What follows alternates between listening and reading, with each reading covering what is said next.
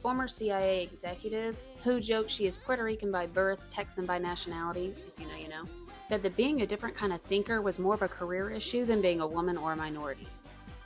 But then she realized she was a different thinker because she's a woman and a minority. I researched the unwritten rules of work for the working class and neurodivergence with intersections of race and gender. And if you've been following me for a while, you've probably heard me talk about Carmen Medina because I'm a big fan of hers.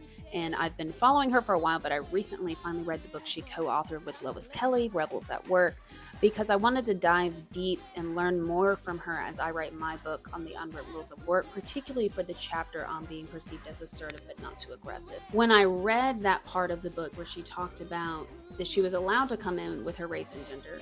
I mean, legally, they're not allowed to do that anymore, discriminate against that. But she wasn't allowed to bring her original ideas, and that is the value of having different people involved. And we see a lot of research that talks about how diversity and inclusion, like heterogeneous organizations, perform better than homogeneous ones. And then we have this big DEI push post 2020. People are like, this isn't working. This isn't doing anything. Don't get me wrong, a big chunk is that is bigotry. But also there's the chunk that you don't get the benefits of diverse thinking if you don't allow it. One of the unwritten rules of work that my research talks about is the unwritten rule of compliance. It's the opposite of psychological safety, that people aren't allowed to disagree with you, even if you ask them, but you don't really want to hear the answer. This puts people who have different styles of thinking, different ideas, innovation, in a tough spot of either stay quiet and assimilate and just be the different body that they want there and not the different cultural contribution or new idea generator. And this defeats the purpose of hiring you besides,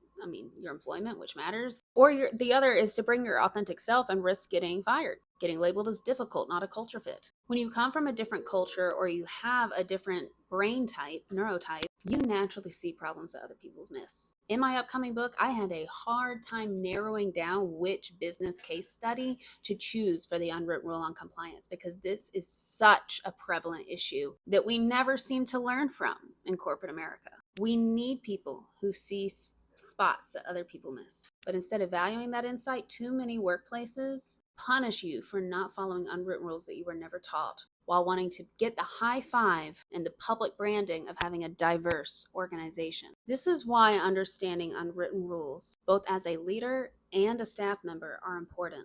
You need to know how to navigate a system strategically and still bring your unique value. And when you're in a leadership position, if you want the perks of a diverse group of people, and remember, you probably have a diverse group of customers, you have to do more than let people in the door and tell them they have to act exactly like you or they're out. You can learn more about the unwritten rules in my playlist at the top of my bio. I've also released a free book chapter in advance of the full book coming out this fall. Link for that is in my bio.